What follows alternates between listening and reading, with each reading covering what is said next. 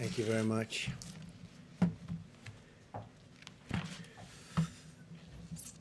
So, nice to be with you. America continues to gain ground in the war against the virus. I want to thank the American people for answering the call, following our guidelines, and making the sacrifices required to overcome this terrible threat. More aggressively, we commit to social distancing. So important. Social distancing, such an important phrase. And we do it right now. The more lives we can save, and the sooner we can eventually get people back to work, back to school, and back to normal. And there are large sections of our country probably can go back much sooner than other sections. And we're obviously looking at that also. People are asking, is that an alternative? I say, absolutely, it is an alternative. I have now approved major disaster declarations for New York, California, Washington, Iowa, Louisiana, Texas, and Florida. That has great significance, as you know, and legal significance. We're in a constant grouping, and I can say this, we have a large grouping of people that does nothing but communicate with the various officials, including we've been spending a lot of time with New York officials because that really is by far the hottest spot. They've got a number of very tough weeks ahead of them. The governor's doing a very good job. I spoke to the governor, Governor Cuomo, last night and this morning, and he mentioned that in his remarks that he's using that we are using, and I think he feels, because he understands negotiation, he thinks we're using very appropriately the Defense Production Act, and we're using it where needed. It's a great point of leverage. It's a great negotiating tool. But I will tell you, there's tremendous spirit from people and tremendous spirit with respect to these companies. And I don't have to use it very much at all. They want to do it. As you know, General Motors is involved, Ford's involved, 3M's involved, others are involved, and they're all working very hard to produce all different products. We had very little product when we came. We built it up, and we give it away as fast as we can to the different states. We're also, as you know, building numerous hospitals and medical centers throughout certain areas. In New York, it's at the convention center, the Javits Convention Center. We're doing 4 hospitals, and we're doing throughout the state 4 medical centers there, somewhat different. I want you to know that I'm doing everything in my power to help the city pull through this challenge. I'm working very hard in New York. It's really, by far, our biggest problem. Maybe it will be, maybe it won't be. But there's a lot of good, capable people working on it with us, and our teams are working very well with the state representatives. We're also doing some very large testings throughout the country. I told you yesterday that in South Korea, and this is not a knock in any way, because I just spoke with President Moon. We had a very good conversation about numerous other things. But they've done a very good job in testing. But we now are doing more testing than anybody by far. We do more in 8 days than they do in 8 weeks. And we go up on a daily basis exponentially. So it's really good. By the way, while I'm on it, I also spoke with Prime Minister Abe of Japan last night, and I congratulated him on a wise choice. I think it's going to be a fantastic Olympics 2021. I think it's going to be a fantastic Olympics. It was the absolute right decision to delay it for a full year and now have a full, beautiful Olympics. It's going to be very important because it's probably the first time, maybe ever, or certainly in a long time, that it was on a odd year. It's always on an even year, they tell me. But he's going to have a fantastic success, and now they'll have even more time. He didn't need any more time. Everything was perfectly ready. What a job they've done. But Japan, I want to congratulate Japan, the IOC, and Prime Minister Abe on a great decision. I think it's going to be a fantastic Olympics. I told him I'll be there. I'll be there. As we fight to protect American lives, we're also protecting American livelihoods. Democrats and Republicans in the Senate are very close to passing an emergency relief bill for American workers, families, and businesses. This legislation, in addition to the two bills I signed this month, it includes, as you know, sick leave, and we have all sorts of things in for the workers, for families. But we have a tremendous paid sick leave provision for workers at no cost at all to the employers. And that's a big thing, no cost to the employers. We want to get everybody back working.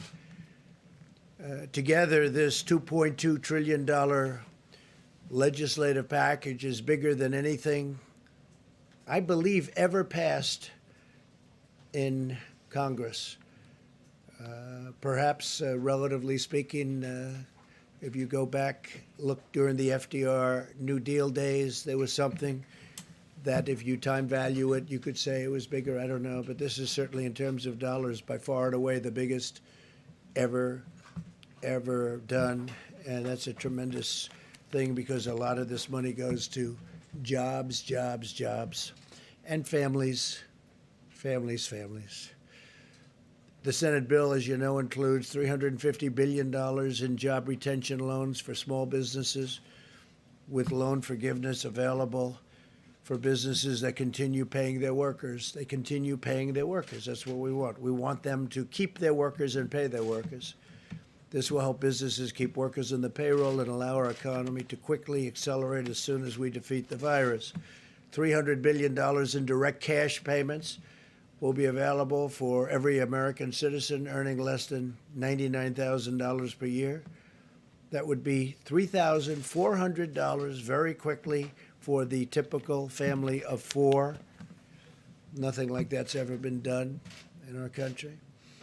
Up to $250 billion in expanded unemployment benefits. The average worker who has lost his or her job will receive 100% of their salary for up to 4 full months.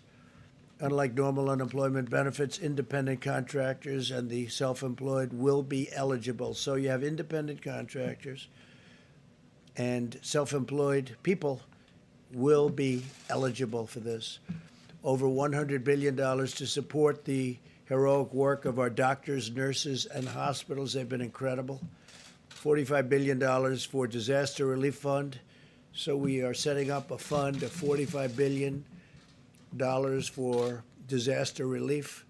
That's more than doubling the amount available to support my national emergency and disaster declarations. It's a doubling up. $27 billion to build up the strategic national stockpile with critical supplies, including masks, respirators, pharmaceuticals, and everything you can imagine, because it was very depleted, like our military was depleted. Now we have a brand new military. Never had a military like this. We have equipment either coming or it's already come. For the most part, it's already come, but we have a lot of things that will soon be coming. Planes, missiles, rockets, lots of things. But the stockpile was very depleted, like everything else. This will also include significant funding for the development of vaccines on top of the $8 billion we approved several weeks ago. Over $500 billion in support for the hardest hit industries, with a ban on corporate stock buybacks, which is something I insisted on. And frankly, I tell you, the Republicans wanted that, and the Democrats wanted that. We want them to use the money for the companies and the planes or whatever they may be helping to get over this rough patch. And I don't think it's going to end up being such a rough patch. I think it's going to, when we open, especially if we can open it, the sooner the better, it's going to open up like a rocket ship. I think it's going to go very good and very quickly. And you're going to have some tough new limits on executive compensation also. They need the money. They're going to have to sort of just make things work, because we're interested in the workers, the jobs. And we're interested in the companies, because that's really what fuels the workers in those great jobs. And we also have $16 billion in funding for the purchase of personal protective equipment. You know about that, such as masks and respirators through the strategic national stockpile.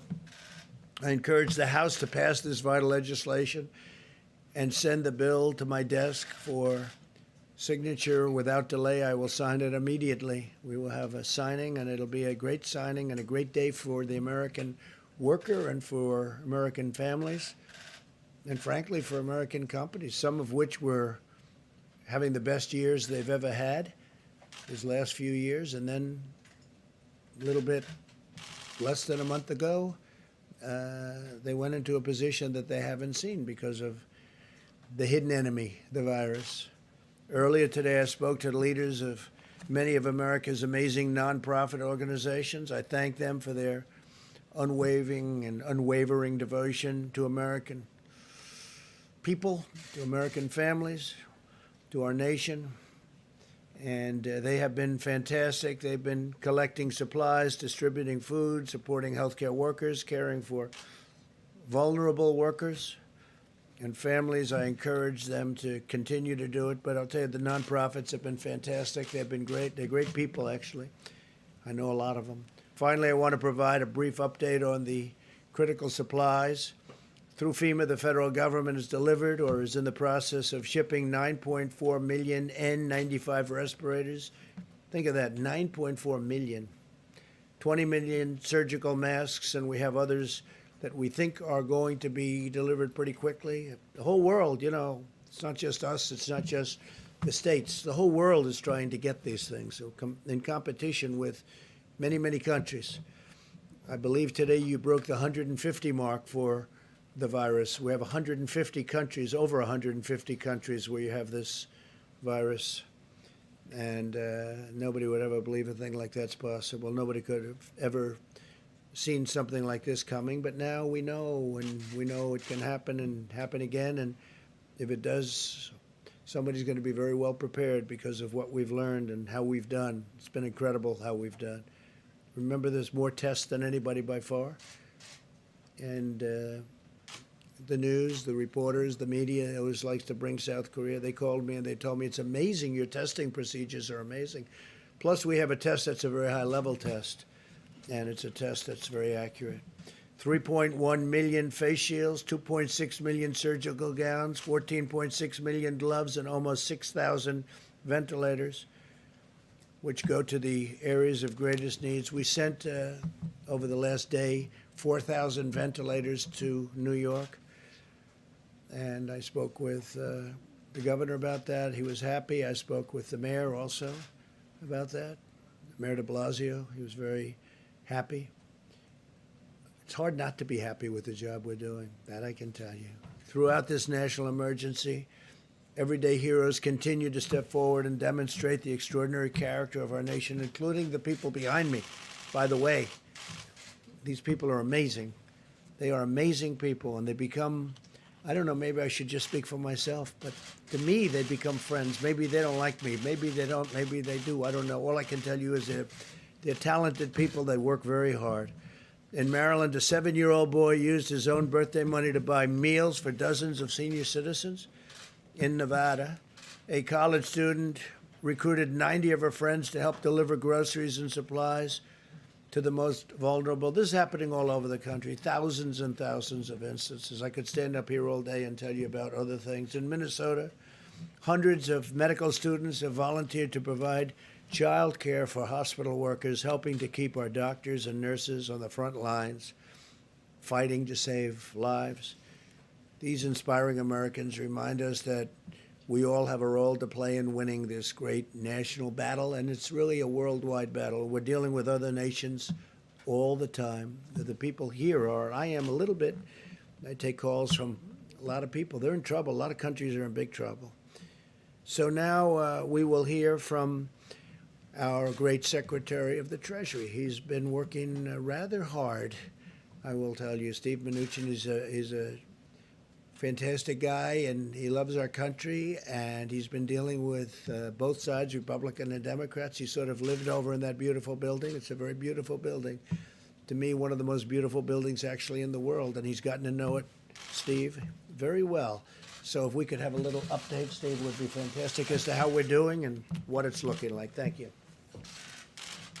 Thank you very much, Mr. President. And first, let me say, I would like to thank Mitch McConnell for his leadership, and I'd also like to thank Chuck Schumer for the enormous bipartisan support we had on this bill, and the many senators, both Republicans and Democrats, that worked tirelessly over the last 5 days on all the task force. As the President said, I got to live in the LBJ room for the last 5 days, and we couldn't be more pleased with the unprecedented response from the Senate to protect American workers and American business in this situation. The President has outlined many of these, but let me just quickly go through them.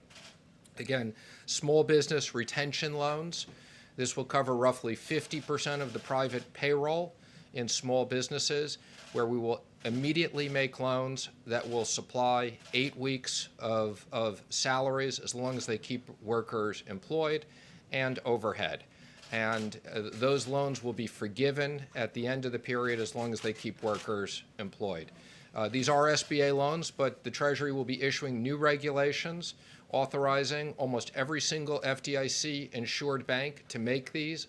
I expect by the end of next week, we will have a very simple process where these can be made and dispersed in the same day. So this will be a very simple system to get money into small business hands. For companies that don't qualify that, we have a economic program of tax incentives to retain workers. And as the President said, we have enhanced unemployment insurance for people who don't fit into these two programs that will be administered through the states. We also have economic impact payments. These will be within the next 3 weeks, direct payments into most people's deposit accounts. And for those that don't have it, we will be having the checks in the mail. Treasury will have additional authorities. We have $500 billion that we can use to work with the Federal Reserve for emergency programs that will create up to an additional $4 trillion, if needed, to support American business and American workers in an unprecedented way. And then finally, the President mentioned $100 billion to hospitals and $150 billion to states that have specific coronavirus expenses, as well as many additional things. Mr. President, I especially want to thank you and the Vice President. You were constantly available to us. We spoke constantly throughout the day. You gave us guidance and quick decisions on many issues. And again, thank everybody for this great bipartisan work. This is going to be enormous help for the American workers and the American economy. The President was very determined that Congress would move swiftly to protect hardworking Americans in business in this unprecedented situation. Thank you very much, Steve. Great job. Day and night, right? Day and night. That was a lot of work, and we'll see how it all goes. We still need a vote, Steve, don't we? Do you have a question? Yes. Do you think this bill will keep the economy afloat? Hopefully a long time. We'll see. If we have to go back, we have to go back. We're going to take care of the American worker. We're going to take care of these companies that fuel this country and make the country great. It's not their fault. It's not their fault. But we think this I would say we've anticipated 3 months. Hopefully we won't need this for 3 months. Hopefully this war will be won quicker. But we expect that this is a significant amount of money, if needed, to cover the economy. And don't forget, a lot of this is going to be to keep companies that are very strong, AAA-rated companies previously, to keep them going. And it's going to be in the form of loans, so the money's going to come back. A lot of this money's coming back. Separately, let me ask you about something you said yesterday. You said we should never be reliant on a foreign country for the means of our own survival. Yeah. What did you mean Well, by I've been saying that? that for a long time. Does Well, that we're have reliant something on to do many countries where we give up our supply chains, we give up our factories, we give up our production facilities, and we can buy it someplace else for a little bit lower price. But it's really costing us more when that happens because we lose jobs, we lose everything, and we lose our independence, and we can't let that happen. So we'll be making some changes. We have been making those changes. Considering an executive order to basically ban the export of medical equipment? I don't know that we'll need that, but I think it's happening by itself. I think a lot of things are happening. Well, some people, we make the best medical equipment in the world, and you have some people like the European Union, they don't take it because they have specifications that don't allow our equipment in because it's designed in a different way. Even though it's a better way, it's designed. They're all playing games against us, okay? They've been playing games against us for years, and no president has ever done anything about it. But the European Union, you look at medical equipment, we make the best medical equipment in the world, but we can't sell it because, or not appropriately. And yet we take their medical equipment in our country. We're changing things, Steve. All this is changing.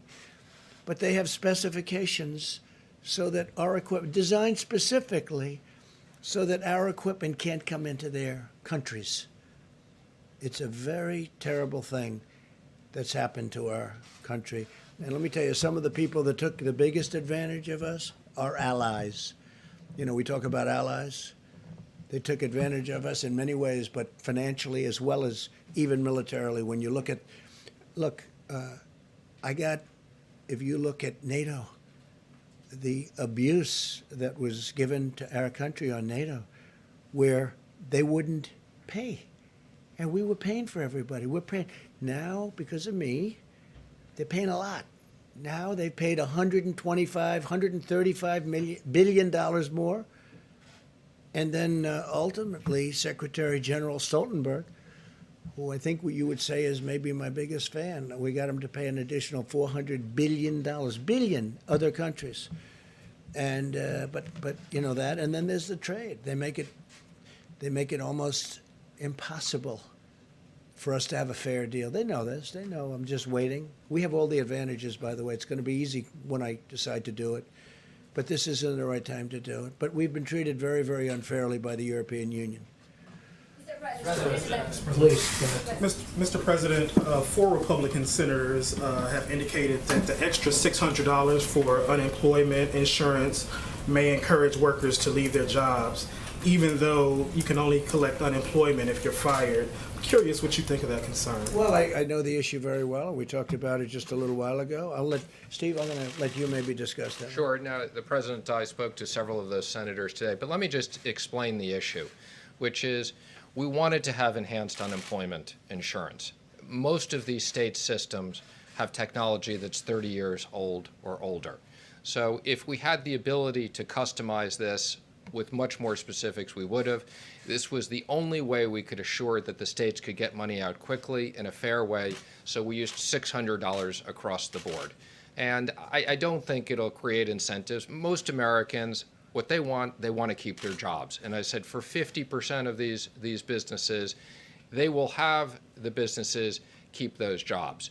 So this was, our number one issue was how do we make sure that American workers who needed to keep getting paid, this is no fault of their own, that businesses have been shut down. The president and vice president wanted to make sure those hardworking Americans got money, and this was the most efficient way of doing it. Senators that you spoke with, are they in agreement now? I'm not going to comment on the specifics of where they are, but I would say, our expectation is this bill passes tonight and gets to the House tomorrow, and they pass it. We need to get this money into the American economy and American workers. That's the importance of this. The one good thing when you think about that, people are going to get actually more money, but we don't want to give a disincentive. But they have been talking about that. It's a good question, actually. Yes, ma'am, please. Yes, thank you. The family of, on another subject, the family of retired FBI agent Robert Levinson says that U.S. officials have concluded that he's died in Iranian custody. Are you aware of that? And how did U.S. officials reach that conclusion? I've been very much involved in that. And he was a great gentleman and a great family. It's just, I have to say this, and they've been making the statement to the family, I believe, but it's not looking good. He wasn't well for years anyway in Iran. It's not looking promising. We've gotten so many people back. We got 2 people back this week, but Robert Levinson, who was outstanding, he's been sick for a long time, and he had some rough problems prior to his detainment or capture, and we feel terribly for the family. But Do you accept that he is dead? no, I don't accept that he's dead. I don't accept it. I mean, I'm telling you, it's not looking great, but I won't accept that he's dead. They haven't told us that he's dead, but a lot of people are thinking that that is the case. Feel badly about it. Mr. President, you tweeted earlier linking the closing of the country to your election success in November. Is this Easter timeline based on your political interests? What do you mean Because by my election success? No. you tweeted, you said that the media wants the country to remain closed to hurt your No, odds no, of I being think the reelected. media, yeah, no, the media would like to see me do poorly in the election. I think, Lawmakers and economists on think both that- sides of the aisle have said that reopening the country by Easter is not a good idea. What is that plan based on? just so you understand, are you ready? I think there are certain people that would like it not to open so quickly. I think there are certain people that would like it to do financially poorly because they think that would be very good as far as defeating me at the polls. And I don't know if that's so, but I do think it's so that there are people in your profession that would like that to happen. I think it's very clear. I think it's very clear that there are people in your profession that write fake news. You do. She does. There are people in your profession that write fake news. They would love to see me for whatever reason because we've done one hell of a job. Nobody's done the job that we've done. And it's lucky that you have this group here right now for this problem, or you wouldn't even have a country left. Okay. Go ahead, Nabat. Mr. President, two questions. The first one, once you sign the $2 trillion package, how soon or how rapidly do you expect to see Who you economic with? growth? Who you with? I'm with CBN. And my second question is, we are hearing you are pushing for April 6th to have direct payments issued to taxpayers. Is that the target date? I think that's Again, Very much I so. would say our expectation is within 3 weeks, we will have direct payments out where we have depository information. And we're looking to get a lot more information, and we have procedures to do that. So 3 weeks for that. And I would say the end of next week, we want all the banks to be able to originate loans same day. Thank you, Mr. President. I have two questions for you. One is that tomorrow you're going to be speaking with the G20 leaders, and I want to know if you're going to lead an effort to craft a worldwide ban on wild animal markets so as to prevent another pandemic, given that COVID-19 is a zoonotic that was transferred to humans in trade of exotic animals. Yeah, I don't know that that subject's going to come up. There is a lot of talk that that's how this all happened, came out of China, and they say that's how it happened in China. So it's something maybe will be talked about, but it's not the top of my list. Yes, I think we'll have a very, I think we're going to have a very good conference tomorrow. Well, and to follow up, also, and Dr. Ashish Shah, who's the head of Harvard's Global Health Institute, says that the key to getting this economy open as soon as possible is to test everyone who needs testing so we can quarantine all infected individuals and allow everyone else to go back to work immediately. Would you subscribe to that strategy? No, but And- we have tested more than anybody. and if I not- saw him. And if not, how many deaths are acceptable? Yeah. How many? None. Okay. How many deaths are acceptable to me? None. Okay, none. If that's your question. Look, I saw him. I saw his statement. We have tested by far more than anybody. We're testing more than anybody right now. There's nobody even close. And our tests are the best tests. They're the most accurate tests. But if you're saying we're going to test 350 million people, I watched his statement. I disagree with it. We can go to certain states. I could name them now, but I'm not going to do that. But we can go to certain states right now that have virtually no problem or a very small problem. We don't have to test the entire state in the Middle West or wherever they may be. We don't have to test the entire state. I think it's ridiculous. We don't have to do it. A lot of those states could go back right now, and they probably will, because at some point in the not too distant future, certain states are going to come off the rolls. Maybe New York can't, and maybe California can't. Maybe the state of Washington can't, although if you look at them, their biggest silent. problem was in one nursing home. Yeah, go ahead. But the states aren't silent, and so, I mean, somebody, if you test one state and then the person moves over to the other state, well then, You know, you're going to just look at that. But if you take a look at the states, and many states that I'm talking about, they don't have a problem. We have some big problems, but it's confined to certain areas, high-density areas. So why would we test the entire nation, 350 people? With that being said, I'm going to say it again. We tested far more than anybody else. We have the ability to test I mean, we've come a long way from an obsolete, broken system that I inherited. We have now tested with the best test far more than anybody else. And when I say anybody else, I'm talking about other countries. No country is even close. They came out with a statistic, I guess, yesterday that I heard from Dr. Birx, where it's for eight days here, more than 8 weeks in South Korea. And South Korea's done a good job. But we did in 8 days more than South Korea did in 8 weeks. That's a big number. And we're getting, I said before, exponentially better. Every day it's going up substantially. We have an incredible apparatus built now. But no, I don't want to test 350 million people. I think it's ridiculous. Yes, please. Thank you so much, Mr. President. Two questions. One follow-up on the G20, because the UN asked the G20 countries to do for more resources for a coordinated stimulus package, ban on tariffs, waive on sanctions to try to prevent what they call an apocalyptic pandemic. Would you consider those measures With respect to what? on tariffs and also related also to waive tariffs and also Look, we have strong sanctions? borders. Yeah. And would you consider to join this global effort? So before I came here, we weren't into borders. We had a country, people could come in. We had a whole different deal. Now we're up to almost 164 miles. Think of that, 164 miles of wall, big, beautiful wall. And in those areas, it's very, very tough to come in. We've been very tough on the borders. I mean, where we have the wall built, nobody's getting through. Now, they're going around, but that's a long trip. If they're going around, that's the way they get through. But no, I'm very strong on borders, and I don't want people coming in here. What I want is if they're going to come in, they have to come in legally. They have to come in through merit. We're not having the people that you're talking about come into our country. All right. Just a follow-up on another Thank you, question. sir. Question for you and then for Dr. Fauci, if you'll let me. Both Republican and Democrat packages of the stimulus included $25 million worth of funding for the Kennedy Performance Arts Center here in Washington, D.C. Shouldn't that money be going to masks, respirators? Well, I'll tell you what, I approved that, and I knew it was 35 million, and we actually took off 10. But I'm a fan of that, although I haven't spent time there because I'm far too busy. I'd love to go there evenings, but I'm too busy doing things because that's more important for me than going there. But the Kennedy Center has suffered greatly because nobody can go there. It's essentially closed. And they do need some funding. And I said, look, that was a Democrat request. That was not my request.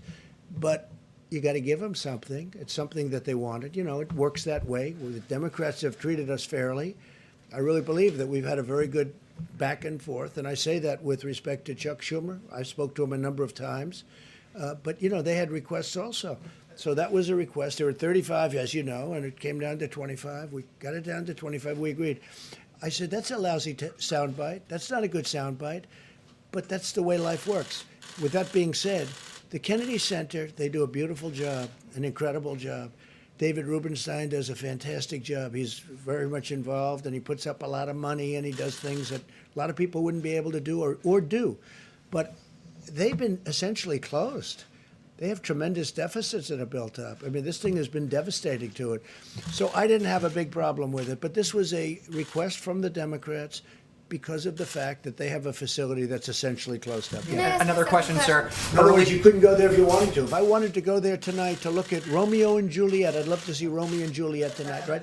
You know what would happen? They say, sorry, 250 people or 50 people, whatever it might be down to. Go ahead. And then earlier today, Senator Marco Rubio told RCP that, quote, the World Health Organization showed favoritism to China, unquote. And then Representative Michael McCaul, the ranking member on the House Foreign Relations Committee, he questioned the integrity of the World Health Organization's director, saying, quote, that there were several red flags in his past with respect to his relationship with China.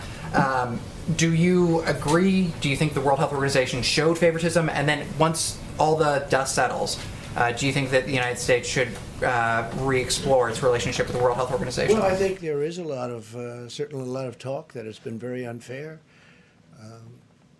I think that a lot of people feel that it's been very unfair. It's been very, very much sided with China.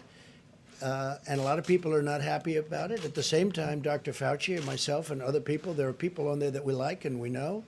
A lot of, I think your friends are on there, a lot of good people, a lot of good professionals. I don't know, it'd be interesting to hear if you'd like to talk about the World WHO. But the fact is that I have heard for years that that is very much biased toward China. So I don't know. Doctor, you want me to get you into this political mess? No, I don't want you to do that, but I will. Tedros is really an outstanding person. I've known him from the time that he was the Minister of Health of Ethiopia. I mean, obviously, over the years, anyone who says that the WHO has not had problems has not been watching the WHO. But I think under his leadership, they've done very well. He has been all over this. I was on the phone with him a few hours ago, leading a WHO call. Praising China's transparency, sir? No, I'm not talking about China. You asked me about Tedros. World Health Organization praising China for its transparency and leadership on their response to the pandemic? You know, I can't comment on that because, I mean, I don't have any viewpoint into it. I mean, I don't even know what your question is. Can I follow up on that phone call, please? Welcome to the game. Can I You know, let me just tell you, I've heard that for years. I spoke to him yesterday. Seems fine to me. I don't know. But we're the ones that gave the great response, and we're the ones that kept China out of here. And if we didn't do it, you'd have thousands and thousands of people who would have died that are now living and happy. If I didn't do that early, call on China, and nobody wanted that to happen. Everybody thought it was just unnecessary to do it. And if we didn't do that, thousands and thousands of people would have died, more than what's happened. So that's it. All right, maybe one more. Steve, go ahead. When you have this G20 meeting tomorrow, what sort of coordinated response are you expecting? We'll coordinate. We're going to have a meeting with the 20 nations total, including us, and it'll be a conference call tomorrow morning sometime. I look forward to people I know, I like. I think in every instance, I like every one of them. But it'll be an interesting call. You'll be the first to know. Next week, when the 15-day period ends, what should we expect then? Are you going to extend it for another We'll week? be talking. I'll be speaking. I'll be speaking with Tony. I'll be speaking with Deborah. I'll be speaking with some of the people that they like and respect, and they're going to bring along with them. We'll be speaking to Vice President Mike Pence and Steve, and we'll be speaking to everybody. I'm not going to do anything rash or hastily. I don't do that. But the country wants to get back to work. Our country was built to get back to work. We don't have a country where they say, hey, let's close it down for 2 years. We can't do that. It's not our country. So we're going to be talking, and it could be we'll do sections of our country. There's big sections of our country that are very, little affected by what's taken place. Then there are other sections that are very heavily affected. So there's a big difference. But no, I would say by Easter we'll have a recommendation, and maybe before Easter, and at the end of the 15th day, or even during the 15th day, I think we'll have some kind of a recommendation. But our country wants to get back to work, Steve. I have had so many people, and they want to practice social distancing, and they want to practice no handshaking. No handshaking. They're not going to walk around hugging and kissing each other in the office when they come back, even though they may feel like it. They're going to wash their hands more than they've ever done. They're going to do all the things you're supposed to do. But Steve, you know what? It's time. People want to get back to work. I get it from both sides, in all fairness. And maybe it's a combination of both. Tony said before, combination of both is sometimes very good. But there are areas that probably, they won't qualify. There are other areas that qualify almost now. So we're going to have to see what happens. But it'll be an interesting period of time. I'd like to get our country back. I have tremendous numbers of people wanting to go back. You have store owners where the store is sitting there. They don't know what's happening. They got to get back. You have businesses that are going to be closed. The longer we stay out, the longer we do it, we want to go quickly. The longer we stay out, the harder it is to bring this incredible. We were having the most successful years that we've ever had in the history of our country. You saw what happened yesterday with the stocks, and today they're up. I'm telling you, if Steve gets the deal done, the incredible incentive deal, it's going to take care of people. It's going to take care of our workers. It's going to take care of companies that employ all these workers, small and big. By the way, I would say we spend more time on the small companies, Steve, than we did on the big companies. People ask about that. We spent more time thinking about the small businesses than the big, and that really fuels our country. We want to get back, and the people want to get back. We want to get our country going again, and we'll be able to do that. So, Vice President's going to stay with you, and going to take a few more questions specifically, and I will see you tomorrow. Thank you very much. Question for you on the DPA, Mr. President. Mr. President, a question for you on the DPA.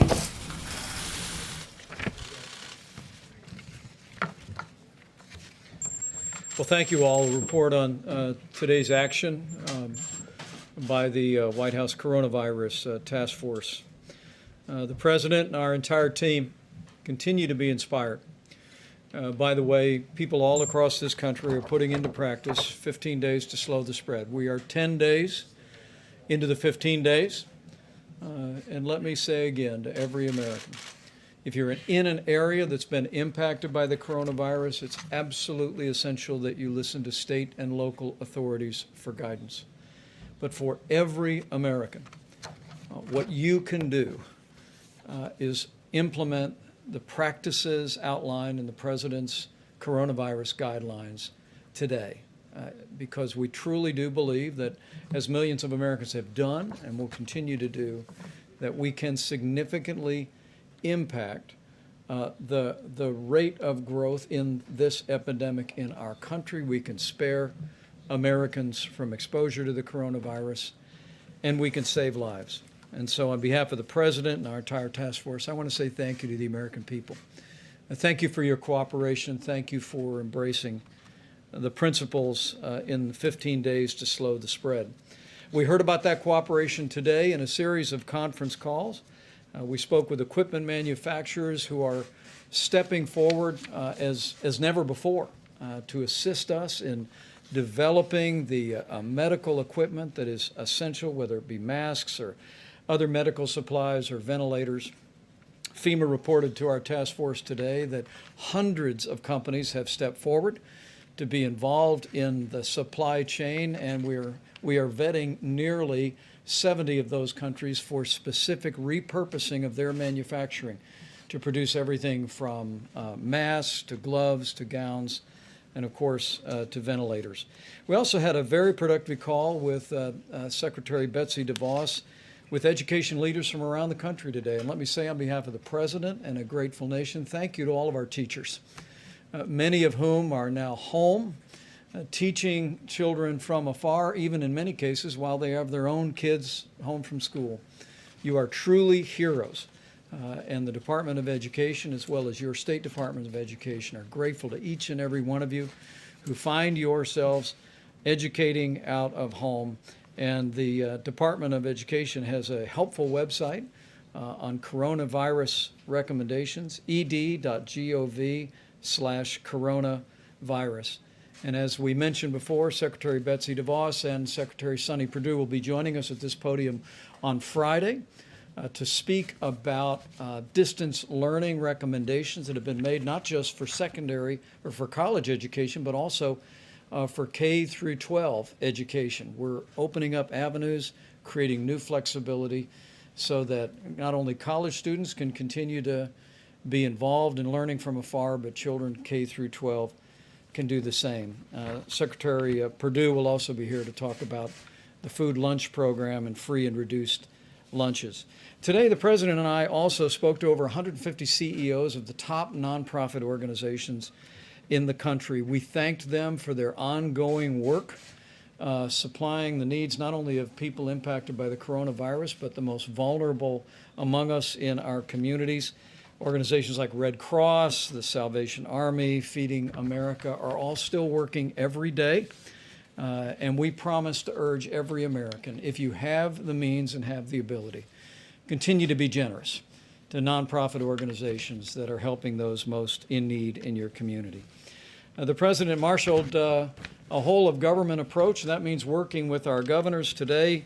The President and I were in direct contact with governors of New York, California, Washington State, New Jersey, Michigan, and others. And we continue to be inspired and impressed by the leadership that governors are providing in their states, making tough choices, leading their states and the President and I are truly grateful. The task force made a recommendation, and FEMA has assembled a team to provide technical assistance to the state of New York, and that team was welcomed by Governor Cuomo. Will be arriving on the ground there very soon, along with all the other resources that the President recently announced would be flowing to New York and to Washington State and to California. In my conversation with Governor Gavin Newsom of California, I was pleased to speak to him and hear that our FEMA team is literally at the table with the state of California's team, working to meet their supply needs, working to work on capacity. And I want people to know in the states that are most impacted by the coronavirus that we are with you. We're going to stay with you. We're going to continue to work around the clock to make sure your courageous healthcare workers, your health systems, and your state governments have the resources to support your response. On the subject of testing, Dr. Birx will reflect on what the data is showing in just a moment. Not including local labs and hospitals, we are at 432,000 tests completed. And we're pleased to see that there are literally drive-through and community sites around the country, and the U.S. Public Health Service is assisting states in standing those up each and every day. We do remind hospitals and labs around the country, and the moment the President signs the bill, that it is absolutely essential that they provide the results of the test to us. It gives us visibility into what's happening on the ground. But because of the public-private partnership President Trump initiated with these vast commercial lab networks around the country, we are adding tens of thousands of tests every single day. On the subject of supplies, before the end of the week, we'll talk a bit more, as the President did moments ago, about the supply chain. I was at FEMA last night and literally saw a room full of people with laptops and cell phones. We are literally leaving no stone unturned, as I told governors today, to find medical supplies, whether it be masks or gowns or gloves or ventilators, and the team is working around the clock to meet those needs. A few smaller items. First and foremost, the CDC is developing guidance, which we'll be publishing tomorrow, about the best way to utilize our natural resources at our parks. It would be several weeks ago that our Park Service waived all entrance fees, and we directed the CDC to produce guidance for how people can still practice social distancing and common sense, but be out of doors and enjoy our natural parks. We'll also be sharing that guidance with the vast state park systems around the country and encouraging their support. With that, let me last say again, there's nothing more important for the American people to do to slow the spread than to heed your state and local guidance in areas impacted by the coronavirus, and for everyone else to put into practice the 15 days to slow the spread. Dr. Fauci will reflect on the importance of mitigation and the impact that we believe that it is having around the country. But it is, people ask me from time to time, what can I do? And I say from my heart to every American, this is what you can do. Not just to protect your own health and that of your family, but no American wants to inadvertently spread the coronavirus, particularly to those that may be vulnerable to serious health consequences. Remember that the risk of serious illness to the average American remains low. I mean, the vast majority of people that contract the coronavirus will have mild symptoms to flu-like symptoms, and will recover. But for seniors with serious underlying health conditions or with people with immunodeficiencies, everyone needs to practice the principles of 15 days to slow the spread. The President announced this week that we are looking forward to the day that we can open up the country. And this team will be bringing him recommendations about how we can safely and responsibly do just that. But for every American that wants to see America back in business, you can hasten the day by putting into practice the 15 days to slow the spread. Go to coronavirus.gov for details. And I truly do believe if all of us will do all that we can do, we will slow the spread, we will protect the most vulnerable, and we will heal our land. With that, let me recognize Dr. Tony Fauci to speak about Oh, Dr. Burks, please, and then Dr. Fauci. Thanks, Dave. Thank you, Mr. Vice President, and thank you all for listening to us talk to the American people. We've been watching the testing results. It's very critical to us. It's very critical to be looking at that very carefully. Let me tell you two things that are going on in parallel. Our system to look at flu-like illnesses is still up and running in county after county and state after state. And why is that important? For those of you who've been following the flu epidemic this year, you'll remember we had flu A, then we had another peak of flu B, and those systems that are in every single state and local government is the platform where we can see whether there's any increase in flu-like illnesses.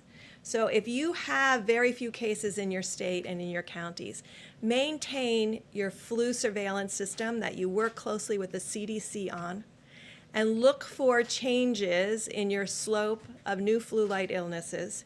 And there are enough test kits, and there's particularly enough of the CDC test kit where we started that runs on your flu surveillance platform to be constantly surveilling what those flu-like illnesses are in our states and counties that have very low number of cases. We have counties still with 0 to 1 cases, but they can participate in the surveillance that we need to have out there now by using their flu-like surveillance system, and we thank all of the states who have that up and running. If you go to cdc.gov and go to flu surveillance, you can see state by state, and you can be looking at those curves with us. It's what we're looking at day by day, in addition to the testing results that are coming in. For the testing results, still, there's 4 counties that constitute the majority of both the current cases and new cases. I think you know those are New York City, Westchester, New York, Suffolk, and Nassau County. Those are the 4 counties, all associated with New York and the New York metro area. There's a few counties in New Jersey, but this is still where 56% of the cases are and 56% of the new cases. It's very important that people look at the number of new cases per day. Remember, we told you it was going to take us a while to work through the testing backlog. I think we're close to working through the testing backlog so that you can interpret the number of cases per day, and you will see in New York City that the number of cases per day has been relatively constant over the last 3 days. Those are the number of new cases per day. This is a real call to every person in New York City and the New York metro area to continue every one of these 15 days to slow the spread, and to do that part of it at the same time that they're following the mayor's and governor's piece. Yesterday, we talked about people that may have left the metro area that were residents of the metro area that may have gone to secondary homes or other places to reside. And we've asked all of them to carefully monitor their temperatures and self-isolate from the communities where they went, just to ensure their own health and the health of their communities while people move around the country. Finally, why this is so important. It's very important to me personally because my grandmother, for 88 years, lived with the fact that she was the one at age 11 who brought home flu to her mother, named Leah, for which I am named, when her mother had just delivered. And her mother succumbed to the great 1918 flu. She never forgot that she was the child that was in school that innocently brought that flu home. This is why we keep saying to every American, you have a role to protect each and every person that you interact with. We have a role to protect one another. It's why we are social distancing and you are social distancing. But to every American out there, when you are protecting yourself, you're protecting others. And if you inadvertently, I know, brought this virus home to someone with a pre-existing condition, I can tell you my grandmother lived with that for 88 years. So this is what we're trying. This is the message that's important to everybody. This is not a theoretic. This is a reality. You can see the number of deaths that are occurring. We all have a role in preventing them. So thank you for the work that you do to get our message out to others, to really ensure that every American understands how important Their role is, as we move through these next 5 days, to not let up for an instant. I hear some reports that someone said, oh, well, the new cases in New York are increasing or the hospitalizations are increasing. The number of new cases over the last 3 days have been consistent, but not rising any more than a consistent day-over-day rise. You will see hospital cases continue to increase because they are a reflection of what happened 1 to 2 weeks ago before the full mitigation efforts were put into place. So each person in every place, no matter what county, what community, what state, can work with us to ensure that we prevent the spread of this virus to others. So thank you. Thank you, Mr. Vice President. I just want to spend a couple of minutes telling you a little bit about some information that I got on our weekly call that we have at least once a week with the WHO, which is led by Dr. Tedros and Mike Ryan, who's the point man there, to give us some information. And in that regard, I want to apologize for my curt response to you when you asked me about the China deal, because I shouldn't have done that. That's not my style. But what I really wanted to say is that my job is that I'm a scientist, I'm a physician, and I'm a public health person, and I don't like to get involved in that stuff. So anyway, getting back to the WHO. So we learned some really interesting information because obviously the other countries like China and others had been hit prior that we did. One of the things that was striking to me, and I just throw it out because it's something that we will face. We're not facing it now, but we will face. Our Chinese colleagues are very concerned because they went through the entire cycle of the curve to come down. And they have very, very few cases. But what they're starting to see as they're relaxing the constraints on travel, that they're getting imported cases. And they wanted to warn us that when we get successful, make sure you very carefully examine how you're going to release the constraints on inputs. So I know we're going to be successful in putting this under control, but I think we're going to have to remember we don't want to import cases in. That's the first thing for today. The second thing that was important is that it was something that Dr. Birx mentioned, and that is when you look at the inflection of the curves, we now have multiple different countries that have gone through various phases of their individual outbreaks.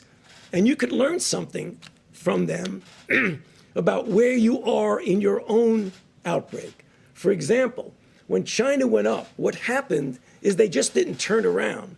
They went from going to, I'll just take an arbitrary number, 500 new cases a day. The next day it was 1,000 cases, then 1,500, and then 2,000. But once the number of new cases each day starts to flatten out, that's when you get to that point where the inflection goes down. So what things we want to look for, the things that Dr. Birx had mentioned. That doesn't mean you declare victory when it does that, but you know you're at least on the way to where you want to go. And I think that's really very important.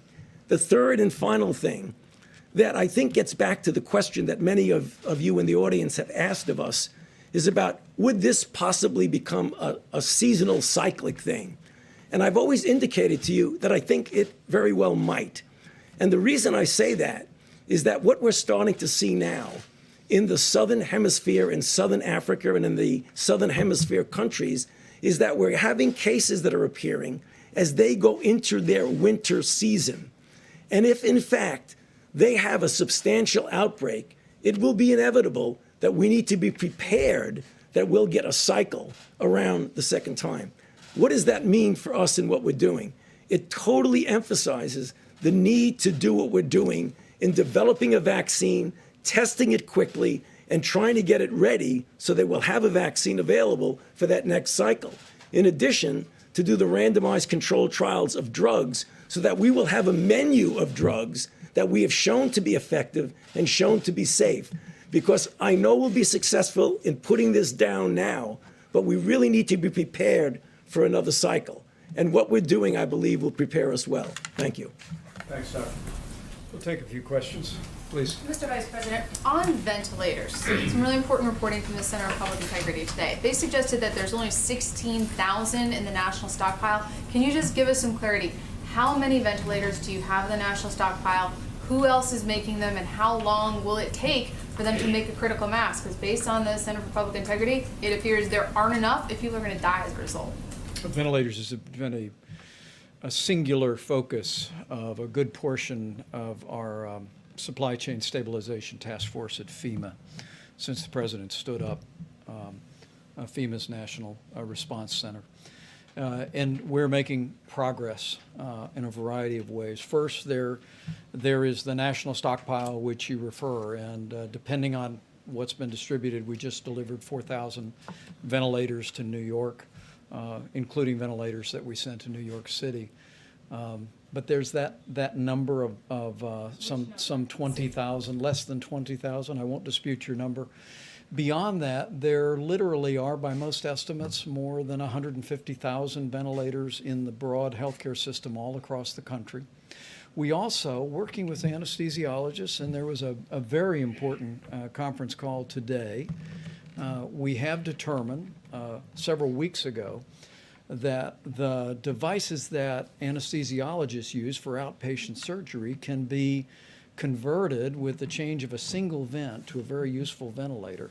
I actually spoke to Governor Cuomo about that today. He's in the process of surveying all of his surgical centers, as governors around the country are doing.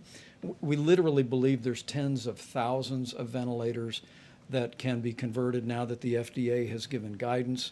And Dr. Birx can probably speak to that in a moment. We actually have produced a helpful video to explain how quickly those devices can be converted. But we're also working with General Motors and other companies to immediately spin up production. Those contracts are being reviewed. We're vetting their capability. But one of the other ideas is, as we look at areas of the country that are most impacted, and now more than half of the cases for coronavirus are in New York State and in the region around there. But we'll want to focus our resources, including ventilators, on where communities are struggling the most with coronavirus. And so one of the ways that we're working through that at FEMA now is by spinning up production and at the same time working with the existing national supply, maybe from areas that don't have a particular burden yet with the coronavirus, and making sure that we're manufacturing, backfilling, and meeting that need. But what I can tell you is we've got an extraordinary team. Admiral Polovchek is a two-star Navy admiral who's doing an incredible job. We literally are identifying resources around the country and around the world. We're contracting and arranging transportation for those. But maybe Dr. Birx, you can speak to the ventilator, particularly the transition. Thank you, sir. So I just want to thank Dr. Mary Peterson and the whole team of the American Association of Anesthesiologists, because they immediately, when we asked them, could these be modified, they went to immediate work on it. They're going to have Q&As up but more importantly, every anesthesiologist in every city has been working with their state and local health officials to really work with them how to change this. And I think that's not only the ventilators that they'll be supplying, they have the people that run those ventilators that are not any longer doing elective surgery. So changing that elective surgery piece over a week ago has freed up a lot of additional resources. When I talk to you about how we've done some things that are very horizontal across the country, but we're collecting data now in a county by county granular way. So it's like any epidemic, it's not equal everywhere. There are places that are very spared, and there's places where there's more. We have a very vast country with a lot of capacity and a lot of infrastructure. And so looking very specifically about where the virus has been, where is it going, who's got freed up resources from where it has been, because it didn't hit it hit Washington State earlier than it hit New York, and looking at all of those pieces to really ensure how we can innovatively move equipment around based on the need. And so I know that it has become a place where people are looking at numbers rather than what is needed. Because if you do these projections, when you got to those projections that said, like in Germany and others, that implied that 60% or 50% of the population would get infected, I want to be very clear, the only way that happens is this virus remains continuously moving through populations in this cycle, in the fall cycle, and another cycle. So that's through 3 cycles with nothing being done. And so we're dealing with cycle A right now, not the one that could come in the fall of 2020, although we're getting prepared for it by the innovations that are being worked on, and not the 2021. We're really dealing with the here and now while we're planning for the future. And I think the numbers that have been put out there are actually very frightening to people. But I can tell you, if you go back and look at Wuhan and Hubei and all of these provinces, when they talk about 60,000 people being infected, even if you said, oh, right, well, there's asymptomatics and all of that, so you get to 600,000 people out of 80 million. That is nowhere close to the numbers that you see people putting out there. I think it has frightened the American people. I think on a model that you just run full out, you can get to those numbers if you have 0 controls and you do nothing. And we know that every American is doing something. And so I think what our job right now is to carefully detail on a hospital by hospital, state by state, county by county, to outline what the infrastructure needs are and ensure that we're meeting them, both from the stockpile and from the generosity and movement of the American people and other hospitals. Dr. Burks, a lot of folks out there, well-intentioned, are sewing cloth masks and donating them to hospitals. So you or Dr. Fauci, can you weigh in on that? Because obviously these people have great intentions, but there's some mixed feedback on whether that's a good idea. I'm sorry. Better than nothing? Surgical? Lots of surgical masks. People are sewing them. So clothing manufacturers, volunteers dropping them off at hospitals. Is that necessary? Is that helpful? Is it something you'd recommend? Well, I mean, you would only recommend that under desperate situations if you don't have any mask. But what we're seeing now, as you've heard, is a rather significant inflow of masks that are coming in that are going to be available. I mean, obviously, if you don't have a mask and you need a mask and it's appropriate for you to be wear it, you do what you can. But I don't see that now as a necessity, given what's going on right now. Great. Great. Mr. Vice President? We'll take a couple more, thanks. Go ahead. Thank you, Mr. Vice President. We keep hearing reports of competition among the states that are trying to buy this necessary equipment on the private market. And the governor of Kentucky said yesterday that his state was in line to buy some equipment, but FEMA came in and purchased it from under them. So he says this is creating a real problem for states because on the one hand, they're being told to get the equipment themselves if they can, but on the other hand, the federal government is buying up the supply chain. So is this a problem that you're hearing about, and what is your advice to states like Kentucky that are having this issue? I actually spoke to the governor of Michigan today, Governor Whitmer and I, about just that. And we put our FEMA regional representative right on the case. We want to make sure that we're acquiring every bit as much as we can through FEMA. But as we work with the supply chain, we want to have full coordination with the states and the requests they're making and hospitals that they're making. And we're looking into those matters. But make no mistake about it, this FEMA team at the President's direction is leaning into this effort, leaving no stone unturned, literally searching not just the nation but the world for all these critical supplies. And as the President just reported to you, we're in the process of shipping 9.4 million N95 respirators, 20 million surgical masks, 3.1 million face shields, and the list goes on. And we're going to be shipping those every single day. But as I told Governor Whitmer today, who's leading her state through all of this with great energy, we want to partner with her. We want to partner with every governor and make sure that the left hand knows what the right hand is doing in terms of acquiring resources. Mr. Vice President. Thank you, sir. Or how about you right here? Thank you so much. No, right here. Thank you. Can I ask Thank the you. next one? Go ahead. On the mask question, healthcare workers on the ground still report that there are mask shortages. What timeline do you predict for making sure everyone who needs a mask is adequately supplied? Well, I'm going to let Dr. Birx address that as well, but let me say again, I just received a report. We're going to be detailing it before the end of the week, where we've literally identified significant resources, not just around the country but around the world, of the masks that can be used by healthcare workers. And but as Dr. Birx said, we are focusing those resources in the areas where healthcare workers are most exposed to the prospect of contracting the coronavirus. The President's made it clear from early on, right after seeing the needs of Americans who are struggling with the coronavirus, making sure they have the support that they need on the same level of priority. We want our healthcare workers to have the personal protective equipment to be able to do their job safely, and we're working on that. I will tell you, I spoke about this today to several governors, not only the governor of Michigan, but the governor of Indiana, and President Trump and I couldn't be more grateful.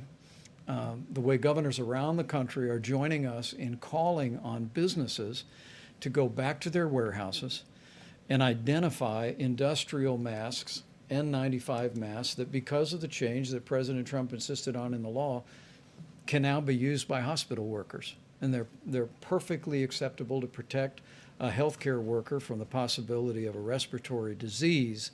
But we're calling on, and our governors are joining us in calling on every business across America during this time of great challenge where many businesses are idled.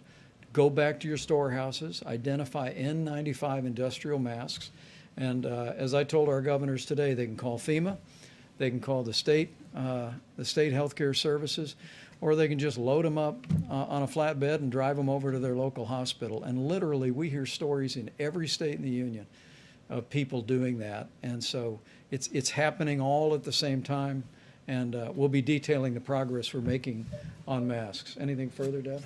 Thank you, Mr. Vice President. I just wanted to add one piece, and this is really a call to every state out there and every county that has been doing community-based testing. The FDA put out new guidance, we talked about it several days ago, that people can do self-testing in the drive-through, where you give them the materials to do it in their car, and you pick it up in a biohazard bag. This would free up all of that PPE that you see being utilized in those drive-throughs back to the hospitals and back to the clinics that need it the most. We have to move to the new technology. FDA worked tirelessly to get that out there so that it could be sparing of gowns and gloves and full respiratory N95s. This is the moment to move to that self-testing front of nose with the new applicators that can be utilized so that every single bit of the N95s can be put into the hospitals that need it. Dr. Burks? Mr. Vice Dr. Vice President? Last question. Let me just say we look forward to seeing you all tomorrow. We'll be back here with further progress and news. But if I could just say to every American, Is he okay? You keep asking we'll him. get through this. He keeps asking you if you're okay. We'll get through this. But we'll get through this together. Every American needs to understand that whether you are in an area that's impacted by the coronavirus or an area where there's very few cases, if you do your part to put into practice 15 days to slow the spread, you will do just that. You'll impact the spread of this coronavirus epidemic in our country. These experts tell me that we can significantly reduce the number of Americans that would be exposed to the coronavirus as every American continues to put these guidelines into practice. And we just know that with all of the extraordinary effort that's being done at the federal level by this tremendous team and all of our agencies, all the great leadership by governors in both parties across the country, with all the incredible and courageous work by healthcare workers, with the cooperation and the prayers of the American people, we will get this done. We will not only slow the spread, we'll protect the vulnerable, and we'll heal our land. Thank you all. We'll see you tomorrow.